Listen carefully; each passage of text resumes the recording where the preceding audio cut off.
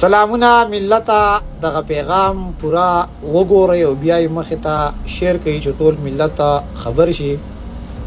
اوس مخکې سات مې د جمعیت علماء اسلام یو کانفرنس وکړه چې په هغې کې علماء کرامو دا ویلي چې موږ لا په 3 ورځو کې قاتل پکار دی او چې قاتل میلاو نشو بیا به موږ خپل لای عمل شروع کوو. زه د پښتون وطن هغه ځوانانو ته مخاطب یم څوک چې د قام او د ولس په ننګ باندې هر وخت کې ننګ کړی دی. نن بیا د ننګ وخت دی. مولانا ادریس صاحب چې د نامعلومو وسلوالو د وجې شهید کړی شوی دی، دغه نامعلوم مونږ تاسو ټول پیژنو، خو څوک یې نامه په جار باندې نشي اخیستی. د دغه خلاف چې علماء کرام راوځي چې څومره ځوانان دي که دا د هر سیاسي ګوند سره تعلق ساتي، نو پکار دا چې په دې وخت کې راوځو او په دې وخت کې د دغه علماء کرامو سره سات ورکو، دغه سره ودرېږو چې مولانا شیخ ادریس صاحب زمونږه د پښتون وطن اخیرنی شهید شي. دلته بعضې خلک دا ټاپې هم لګوي چې د دې سیاسي اختلافاتو او دا د پی ټي ایم او د پی ټي آی د وجې د دغه لوی سانحې ښکار شو او ووجلی شو. خو دا اولنۍ مسله نه ده. مولانا خانزیب چا شهید که، مفتی منیر شاکر صاحب چا شهید که، مولانا سمیع الحق صاحب چا شهید که، دغه شانته کې د جمعیت علماء اسلام چې کومه سردار علي حقانی صاحب هغه چا شهید که، دغه شانته کې که تاسو وګورئ د پښتون وطن ډېر ځوانان دغه شان شهید کړل شوي دي. خو د هغې نه پس پښتانه 3 ورځې لکه چرګانو بړنګېدلي دي او بیا یې قصه خاموشه کړې ده. اوس به د جمعیت علماء اسلام راوځي.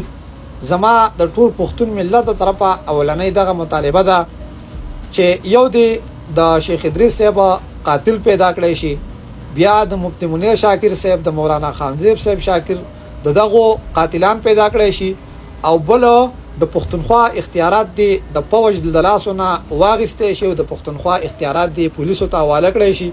دا زمونږ د خپل پښتون وطن ځوانان دي، دا د خپل وطن ساتنه کولی شي. خو دا ما تم پته ده او دا تا تم پته ده چې دغه بې اختیاره دي او بیا چې تاسو کله د خبرې وخت راشي نو بیا تاسو د فوجي نامه نشئ اخیستی او د ټولو نه مخکې اول زه او بیا تاسو په دغه پولیسو ته مونږ کنزلیم کوو، مونږ دغو ته رد بدیم وایو، مونږ دغو ته ستغې سپوریم وایو. الن کې دغه اجزانان په خپله محفوظ نه دي.